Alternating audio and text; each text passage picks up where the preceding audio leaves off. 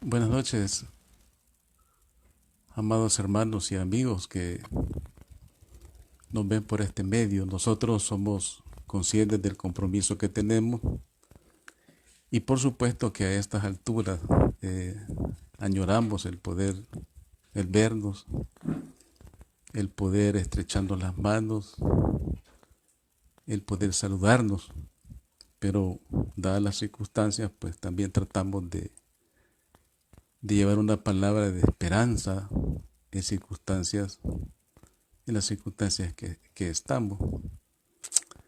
Esta noche quiero yo tocar un tema basado en tres salmos. El salmo número 15, el salmo número 62 y el salmo 91, que me parecen salmos muy interesantes relacionados a la importancia, a las ventajas y a la necesidad, por así decirlo, de tener un hogar. Y por supuesto que estamos en esta situación de cuarentena y nos damos cuenta que en realidad el hogar se ha convertido en uno de los lugares más seguros. Todo mundo está recomendando quédate en casa, quédate en el hogar, porque la casa en este sentido es un refugio y esto es muy importante, ¿verdad? Mire qué interesante el hecho de que en medio de la pandemia, en medio de las amenazas de este virus, la casa por el momento se convierte en un lugar muy seguro. Ahora, si hablamos de la casa como un lugar muy seguro, eh, quiero yo compartir a partir del Salmo 15 digamos, lo que la Escritura menciona con respecto a Dios.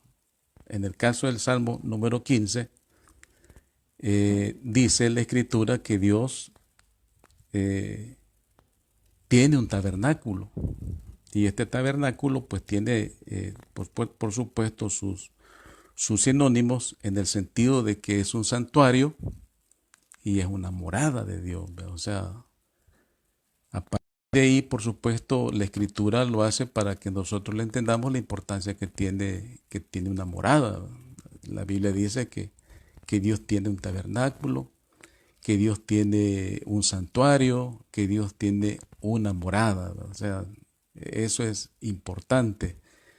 En el caso de la morada, por supuesto que es una figura metafórica, porque va a ser Esteban en su discurso, estamos hablando de Hechos capítulo 7, versículos 44 a 50, donde él dice que Dios no habita en templos hechos por manos humanas, dice, ¿verdad? Que trae al recuerdo aquel discurso de Salomón en la inauguración del primer templo, que fue, por supuesto, una obra majestuosa, ¿verdad? Una obra bastante ostentosa, por cierto, que no tenía nada que ver con lo que posteriormente, lo que él llama la tienda de la alianza o la tienda del pacto, que era una tienda que por fuera no excitaba, digamos, la codicia, sino todo lo contrario, porque no tenía la mejor apariencia. Entonces, sin embargo, él le llama la tienda de la alianza y por supuesto que este salmo que le da más bien una habitación como tabernáculo, santuario o morada de Dios. No tener morada fija en la antigüedad era sinónimo, bueno, no de bendición, sino que era un sinónimo de inestabilidad. Para el caso conviene citar eh, a, a Caín, ¿verdad? Caín, todos conocemos esa narrativa que mata a su hermano y dentro de lo que es, podemos decir, la sentencia, era que iba a ser un errante o un vagabundo, es decir, no iba a tener morada fija. Entonces él exclama y dice, grande este castigo, porque después de venir de un hogar, ¿verdad? De un hogar donde estaba mamá y papá, él se ve en la obligación, ¿verdad? En la sentencia de Dios, a salir y a ser un errante y un vagabundo. Eso es lo que dice por lo menos Génesis capítulo 4, versículos 11 al 13, donde habla categóricamente de que el pobre Caín pues iba a ser una persona nómada, era un errante, un vagabundo sin morada fija. ¿Verdad? Entonces conviene ver eso, cómo es que esta situación de no poseer un hogar se convertía como en algo que no era sinónimo de bendición. Entonces, eso es hablando del Salmo número 15. El Salmo número 62 va a hablar reiteradamente de la necesidad de un refugio. Reiteradamente habla del refugio. Dios es nuestro refugio.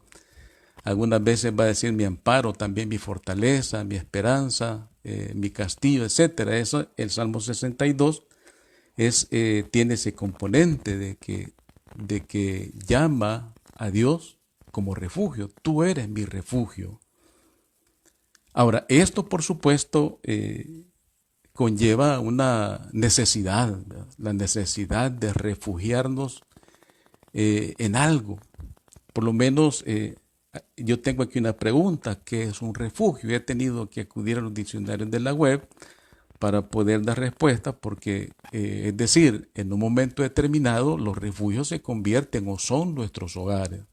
Se puede decir que en esta situación de necesidad, de apremio, nuestros hogares son nuestros refugios y ahí sentimos la seguridad, ¿verdad? Por supuesto que es de lamentar aquellos hogares que puede ser que estén contaminados o contagiados con este famoso virus de todos conocido. Ahora, ¿pero qué es un refugio? La palabra refugio es sinónimo de asilo, de acogida o de amparo, pero también significa lugar adecuado para refugiarse. Da la connotación de que el refugio es un lugar temporal, pero que reúne todas las condiciones de seguridad para poder o evitar en ellos mientras pasa, digamos, la situación. Puede ser una tormenta. Ahora ya se habla pues de otras situaciones, ¿verdad? Que no son naturales, sino que son provocadas.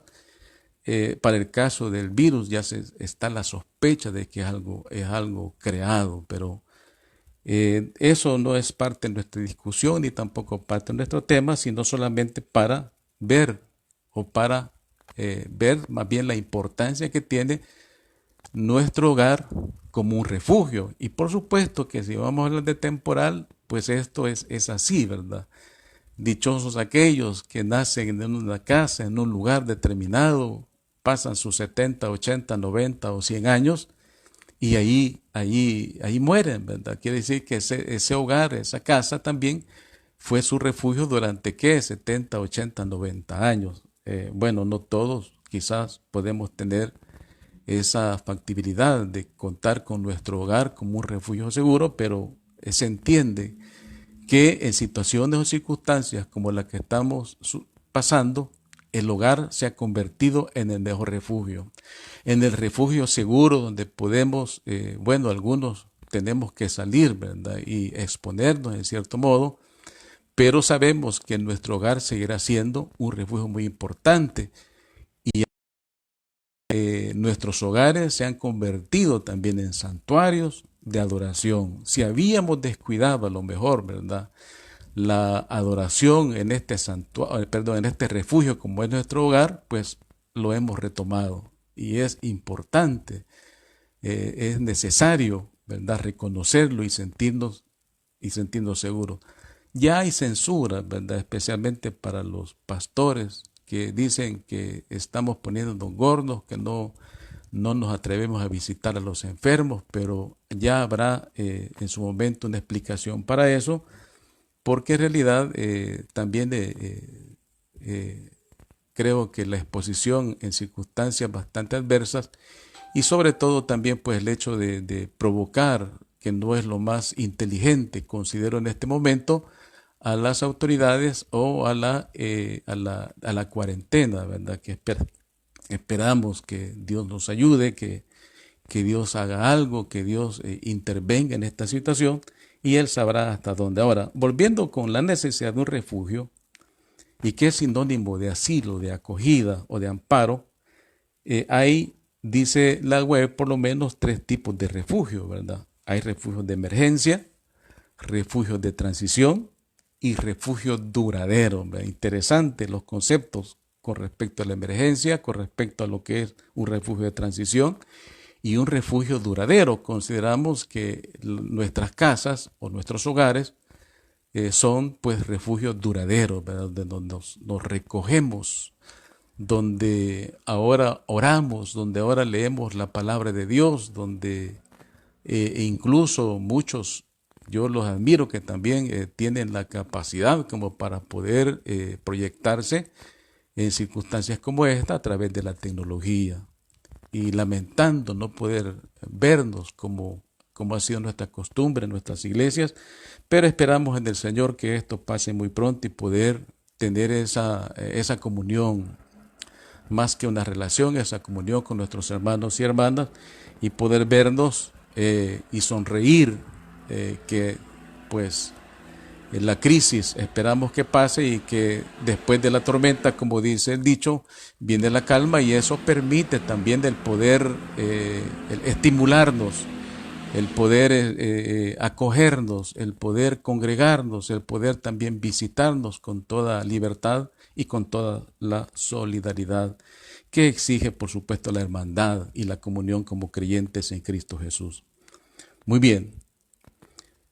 Volviendo o retomando el Salmo 91, que es uno de los salmos muy interesantes por su contenido, el Salmo 91, en primer lugar habla de las ventajas. Por ejemplo, cuando dice, tú eres mi refugio, mi castillo, mi Dios en quien confío. Estoy parafraseando la versión Dios habla hoy. Entonces, la necesidad del abrigo, la sombra protectora, consiste en primer lugar en el reconocimiento y el compromiso. Dice, tú eres mi refugio. O sea, se ha hablado mucho de que en realidad la fe actúa en el hombre o la creencia cuando se siente impotente ante las situaciones adversas de la naturaleza o circunstancias también, bueno, como las que estamos viviendo. Algunos sostienen que es la naturaleza, ¿verdad?, cobrando o pasando factura ante la irresponsabilidad del ser humano, la contaminación, y que por supuesto hay ya algunos videos donde la naturaleza recobra la vida que por supuesto el ser humano no solamente ha tomado, sino abusado de la naturaleza, que por supuesto para nosotros como creyentes es un regalo, es un don de Dios. Entonces, en circunstancias como esto existe en primer lugar el reconocimiento y compromiso, porque dice al Señor, dice, tú eres mi refugio, mi castillo. O sea, se llega, y en circunstancias donde no se tiene control, donde hay temor, donde, bueno, la naturaleza es tan fuerte, las catástrofes muchas veces son grandes y la impotencia humana pues surge, y ante esa impotencia pues nos hemos visto como humanos en la necesidad de recurrir a un poder extraordinario, y para nosotros es el Señor, ¿verdad? Es el Todopoderoso. Entonces este salmo recoge precisamente una experiencia muy interesante cuando dice que el creyente se acerca y le dice a Dios, tú eres mi refugio, mi castillo, mi Dios en quien confío. Esta es una figura muy importante, porque hay que recordar que en la antigüedad, bueno, una de las murallas, por así decirlo, que todavía subsisten hasta el día de hoy, es la muralla china, que no se sabe a ciencia cierta el tiempo que se construyó, pero que es uno de los, digamos, de los refugios o de las murallas más grandes a nivel mundial y que testifica la historia para darle cierta seguridad a un país, ¿verdad? Ahora, en la antigüedad, pues había ciudades resguardadas por muros o por murallas, como en el caso de Jericó, ¿verdad?, que dice que estaba muy guardada la ciudad, pero aparte de ello,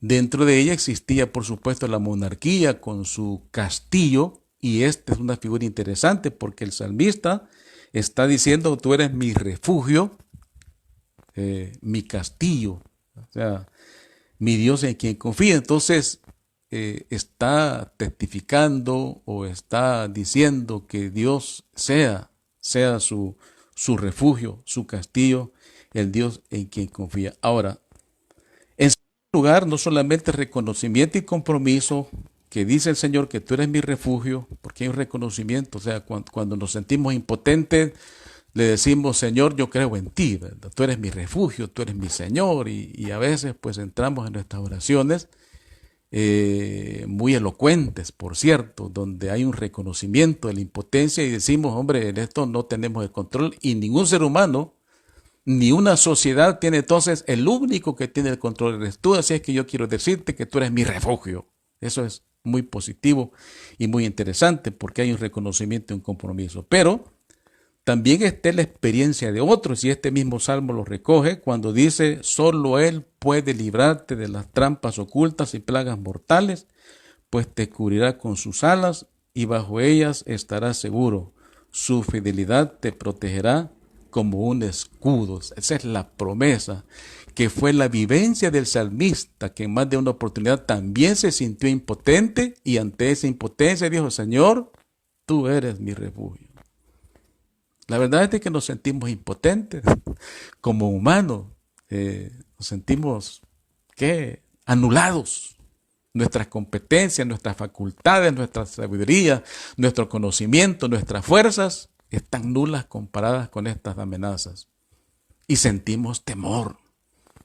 Ahora, hay otros aspectos muy importantes para ir terminando esta reflexión cuando Dios dice, no temas. Ahí en el versículo 5 dice, no temerás, dice la versión revisada, al terror nocturno, ni saeta que ande en la oscuridad, ni mortandad que en medio del día destruya. Caerán a tu lado 1000 y 10.000 a tu diestra, mas a ti no llegará. O sea, el salmista, por supuesto, había hecho un acto de reconocimiento y compromiso, y había reconocido su impotencia, pero a la vez está reconociendo, ¿verdad?, que en realidad quien tiene el control y el único que puede librarnos de estas situaciones que nadie tiene el control, por lo menos no se ve, ni tampoco pues se pueden ver algunas situaciones de la esperada vacuna para poder superar esta crisis. Entonces, ante esta impotencia, no tenemos otra alternativa sino confiar en un poder superior, como dicen algunos, y nosotros como creyentes tenemos un Dios todopoderoso, un Dios omnipotente, y que, como dice el Salmo 91, el que habita el abrigo del Altísimo morará bajo la sombra del Omnipotente. Entonces, estamos impotentes. Podemos hacer ciertas cosas. Qué bueno por las cosas que se puede hacer científicamente. La ciencia médica ha dado pasos agigantados y que, por cierto, vamos a terminar orando por el gremio médico para que el Señor pues los use y que sus manos, ¿verdad?, puedan ser constructoras, en cierto modo, de esa sanidad o recuperación que muchos de los enfermos están necesitando a causa de este contagio. Hay, por lo menos, hermanos, Isaías 41:10, que es una de las promesas que conviene que como cristianos echemos mano, ¿verdad? Dice, no tengas miedo, porque en realidad humanamente se tiene miedo. No, o sea, es mentira que vamos a salir sacando el pecho y diciendo que no, ¿verdad? Que aquí no hay miedo. ¿Cómo no? Humanamente sentimos temor. Pero qué bueno que la Escritura de estos hombres de Dios, como el caso de Isaías, corresponde al Deutero de Isaías, porque estamos hablando de Isaías 41:10, dice, no tengas miedo, pues yo estoy contigo. Qué bueno sentir, ¿verdad? Jeremías fue el que dijo, Jehová está conmigo como un poderoso gigante. Eso fue Jeremías. Él está conmigo como un poderoso gigante porque se sentía tan pequeño ante los embates de la vida, ante las situaciones de adversidad, pero él tenía la fe y la confianza que Dios, a pesar de todo, estaba como un verdadero gigante. Entonces yo creo que estas experiencias de hombres como Jeremías, Experiencias de hombres también como Isaías vienen como para fortalecer y recordarnos que no estamos solos, que Dios está con nosotros. Nosotros somos su pueblo y Él ha prometido estar con nosotros todos los días hasta el fin del mundo en las circunstancias más adversas que puedan existir con todos estos fenómenos, enfermedades o plagas o pandemias, como se le llama, pero hay que recordar que el Señor está con nosotros, como dijo Jeremías, como un poderoso gigante. ¿Qué puede ser un gigante por nosotros? O sea, es cierto, no los conocemos y es un símil que cuando Jeremías dice como un poderoso gigante, pero se entiende que ante la impotencia humana hay un Dios todopoderoso que puede protegernos, que puede neutralizar, que puede darnos la fuerza, el poder, incluso fortaleciendo nuestras células o fortaleciendo nuestro sistema, como dicen los médicos, inmunológico, fortalecerlo, y que cuando estos virus, si acaso llegaran, pues van a llegar a morirse, ¿verdad? O sea, hicieron una mala elección, si se puede decir, aunque sabemos que esas cuestiones pues son bastante complicadas, pero si Dios está con nosotros, como decía Pablo, ¿quién contra nosotros? No habrá un virus que pueda vencernos, sino que todo lo contrario, porque tenemos un poderoso gigante, como decía Jeremías. Siguiendo con el caso o el versículo 10 dice, no temas, pues yo soy tu Dios, ¿verdad? Esa es la fuerza y eso es lo que necesitamos, saber que tenemos un Dios todopoderoso. Un Dios omnipotente, un Dios que puede neutralizar. Mientras nosotros nos sentimos impotentes, acudimos a Dios porque Él es nuestro Señor Dios todopoderoso. En Él tenemos la seguridad que necesitamos, en medio del miedo. Por ejemplo, el Salmo 53, 56:3 dice, cuando tengo miedo, confío en ti. Dice la versión de 1960. En el día que temo, yo en ti confío. Es decir, hay que sacar fuerzas del mismo miedo. Creer que Dios está con nosotros. Creer que Dios está actuando. Que Dios no nos ha abandonado. Es cierto, estamos en un periodo de prueba, ¿verdad? Muy fuerte. Por supuesto que lo estamos. Si a mí me preguntan en mis 57 años cuánto había pasado por una circunstancia como esta, yo no recuerdo en mi niñez. Pasamos el conflicto armado y eso me alienta. Porque yo recuerdo que en el conflicto armado estuvimos muy cerca de la muerte cuando se dio aquella ofensiva final de 1989 y Dios nos guardó. Hay otras circunstancias sociales también que se han dado y hasta el día de hoy pues el Señor también nos ha guardado y esa es nuestra confianza y nuestra fe. Y por supuesto que hay que hacer también un uso de la prudencia, como dice la Biblia, ¿verdad? Que el avisado mira el mal y se aparta, dice. Pero el insensato, dice, pasa y lleva el daño. Eso dice la palabra de Dios. Muy bien, entonces yo soy tu Dios. Yo te doy fuerzas, porque la impotencia muchas veces hace más bien presencia en la vida de uno. Y ahí es donde necesitamos fuerzas e impartir fuerzas a otros, ayudarles a otros, decirles que Dios es y que Dios es todopoderoso, decirle que Jesús es el mejor antivirus que como creyentes poseemos y que con su nombre podemos hacer uso legítimo de él, ¿verdad? Y hacer, como dijo él, allá a sus discípulos, he aquí os doy potestad para hollar serpientes y escorpiones y sobre toda fuerza del enemigo y nada os dañará. Esa debe ser la confianza del creyente, ¿verdad? Que tiene fuerza sobre las potencias enemigas y el virus es una fuerza enemiga. Invisible esa cosa, pero según se oye, tiene un poder letal, peligroso, ¿verdad? Que conviene tomar todas las precauciones, pero también ahí hay que agarrarse de las manos de Dios y saber que Él no nos ha abandonado, que no nos va a abandonar, que posiblemente, ¿verdad? Un día vamos a partir todos para estar en la presencia, ¿verdad? Pero que no va a ser de esa cosa y esa debe ser la confianza, ¿verdad? Podemos morir por otra cosa y va a llegar el momento, pero que no sea de eso, porque el Señor está con nosotros y Él nos ha dado la facultad para creer y hacer uso legítimamente de su nombre, como el caso de Jesús. Entonces dice, yo te ayudo, yo te sostengo con mi mano victoriosa. Termina el versículo 10 del capítulo 41 de Isaías. Entonces, mis amados hermanos, es el momento para aferrarnos y confiar en Dios. Quiero terminar haciendo una oración.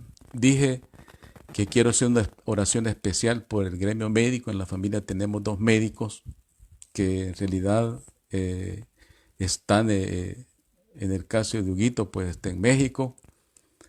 Su esposa está acá también, ¿verdad? Ella fue convocada para dar los servicios y eso pues nos pone como en una situación de impotencia y es donde tenemos que estar orando por ellos, especialmente por el gremio médico, por las enfermeras, ¿verdad?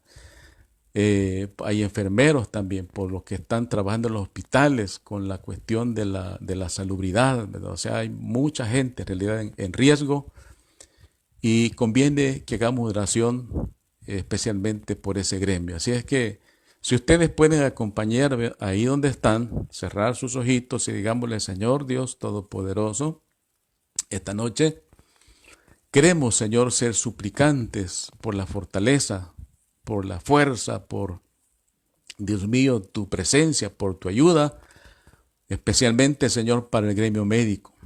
Hay muchos temores y por supuesto que como familia estamos también temerosos, tenemos miedo, por supuesto, y ese miedo nos lleva y nos convoca a hacer actos de esta naturaleza, es decir, a orar, a suplicarte, Señor, y a decirte que tengas misericordia, que, Dios mío, que cada uno de estos elementos o estas personas, Dios mío, especialistas de la salud y científicos sean, Dios mío, asistidos por tu gracia y por tu misericordia. Conocemos muchos de, bueno, nuestra familia, nuestras hermanas enfermeras también, como el caso de la familia Pérez, el caso, Señor, de mi cuñada Verónica, bueno, otros cuyos nombres pues no puedo citar, pero que, Dios mío, que esta oración que hacemos, a lo mejor pues con mis hermanos que en este momento están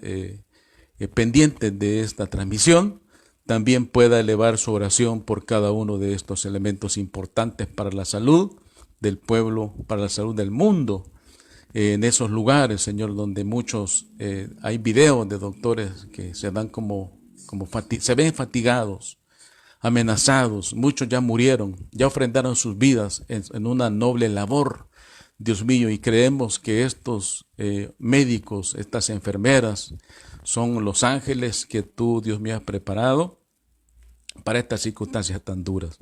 Por eso te suplicamos tu bendición de una manera especial. En el nombre de Jesús. Que el Señor les bendiga a todos, hermanos.